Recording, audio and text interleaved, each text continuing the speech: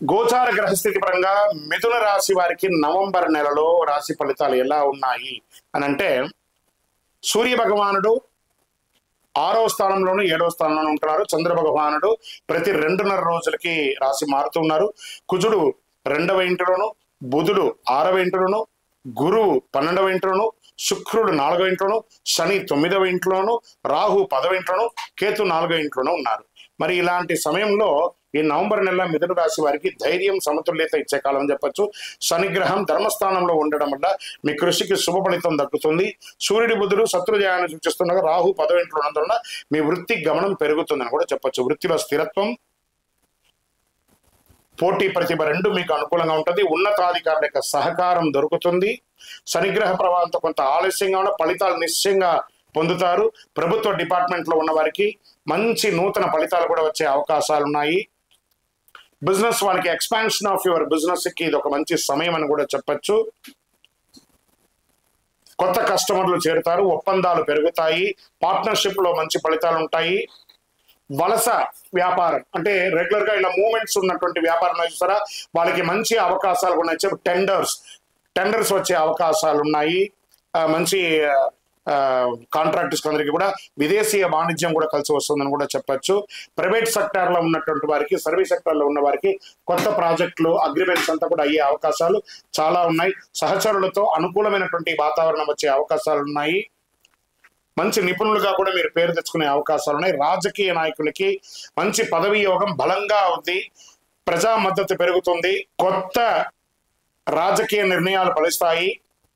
క్రమశిక్షణతో వ్యవహరిస్తే సమాజంలో మంచి పేరు తీసుకొస్తుంది.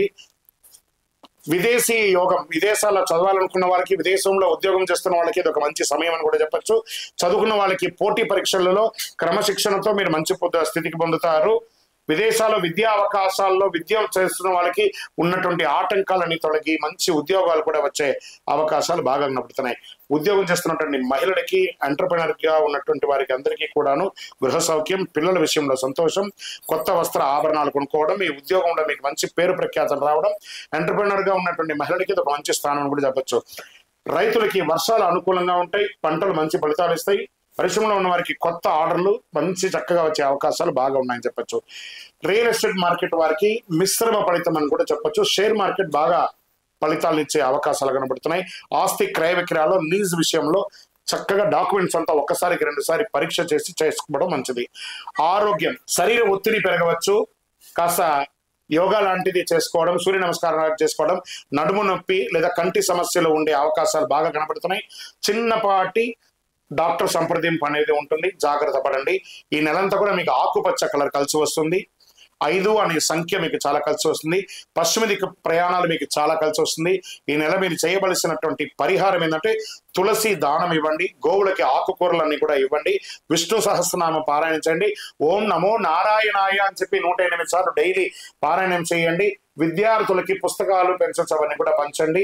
అన్ని రకాలుగా మీకు మేలు జరుగుతుంది. మీ యొక్క వయస్సు ఎంత ఉందో అన్ని దీపాలను మీ ఇష్టదైవం దగ్గరికి వెళ్ళి, అందులో కార్తీక మాసం ఉంటుంది కదా, శివాలయంలో వెళ్ళి మీ యొక్క వయసు ఎంత ఉందో అన్ని దీపాలు వెలిగించుకోండి. ఇంకనూ మీ యొక్క వ్యక్తిగత జాతకం తెలుసుకోవాలనుకుంటే మీ పేరు, మీ యొక్క date of birth, time of birth, place of birth మా 9000077714 వాట్సాప్ చేయండి. విజయోస్తు.